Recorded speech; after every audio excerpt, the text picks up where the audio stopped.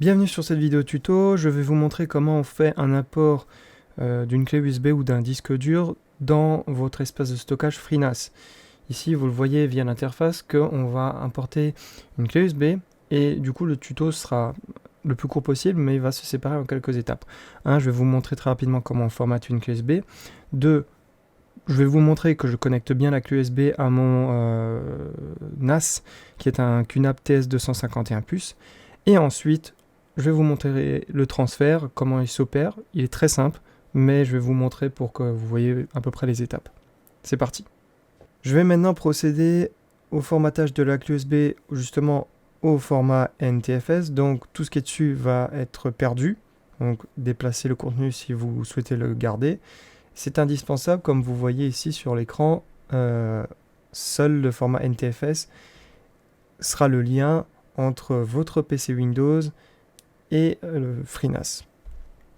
Donc vous faites clic droit, formater, vous cliquez sur restaurer les paramètres par défaut et là vous allez choisir NTFS. Vous choisissez un nom de volume mais c'est pas obligatoire. Vous cliquez sur démarrer, OK. Vous attendez un petit peu selon votre clé USB si elle est performante ou pas. Et vous cliquez sur OK et là on peut constater que la clé USB est vide et qu'elle est bien au format ici marqué NTFS. Voilà. Donc là j'ai ma clé USB et ici il y a mon FreeNAS qui est en réalité un QNAP. Je plug le tout et ensuite on va revenir sur le PC.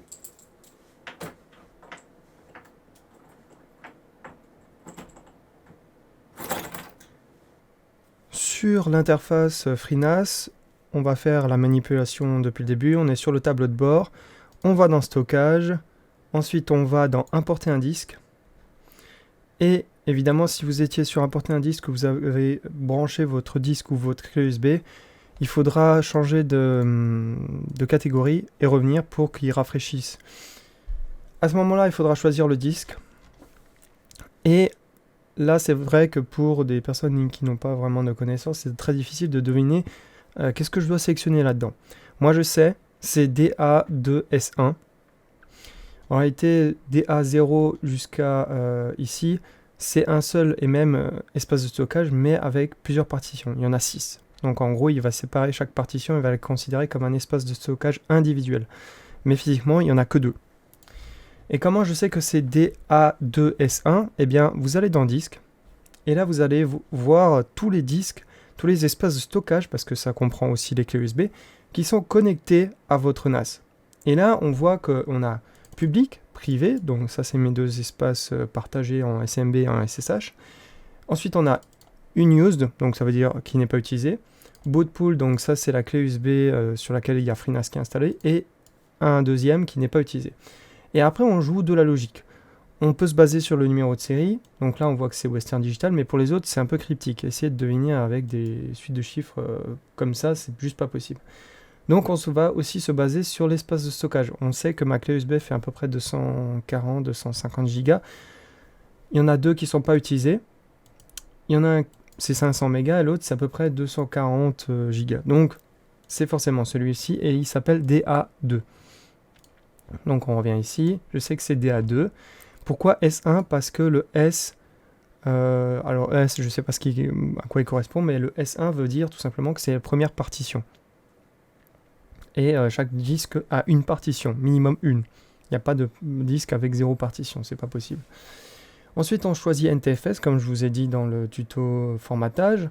On choisit le chemin de destination, donc je vais choisir mon dossier personnel. Et je vais même, en fait, on va le faire différemment. Je vais prendre privé, puisqu'en fait il va faire une copie conforme, il va prendre le dossier le plus haut possible et prendre ce gros dossier et tout le contenu et le poser bêtement. Donc c'est parti, on a choisi privé et on clique sur sauvegarder. Et là ça va prendre un peu de temps, je vais couper ce moment et je vais vous retrouver à la toute fin. La manip est terminée, il nous présente un petit log qui nous explique rapidement ce qu'il a fait en résumé. Combien a été envoyé, combien a été reçu, à peu près la vitesse moyenne, de transfert, le total. Vous pouvez aussi télécharger le log au cas où. C'est pas forcément nécessaire, mais ça permet de voir très rapidement, de vérifier que tout est OK, que tout est propre. Ensuite, du coup, maintenant, le dossier qui était vide auparavant est maintenant peuplé des mêmes dossiers que j'avais dans mon disque dur ici. Donc c'est identique. Ce que j'ai fait, c'est que j'ai transféré ma clé USB qui n'est pas présente, qui est encore sur mon NAS. Elle avait ce dossier à la racine, c'est-à-dire que ça c'est le dossier le plus élevé. Et on descend et on ouvre le dossier Alex. Ce qui s'est passé, c'est que FreeNAS, lui, en fait, il a fusionné les deux dossiers Alex. Et comme il y en a un qui est vide, bah, il ne s'est pas vraiment posé de questions. Il a balancé tous les petits dossiers dedans. Et donc, le transfert s'est déroulé proprement, correctement. Il a duré à peu près. De toute façon, c'est marqué dans le log. Il l'indique. Voilà, à peu près 46 minutes. Voilà, 45 minutes. Pour 111 gigas. Partagez évidemment ce tuto, ça peut être vachement pratique de pouvoir transférer en un clic des dossiers assez lourds, assez gros, plutôt que d'utiliser le SMB ou le SFTP ou SSH. C'est beaucoup plus rapide parce que là, vous avez un accès sur la carte mère et forcément, physiquement, c'est le moyen le plus rapide. A plus.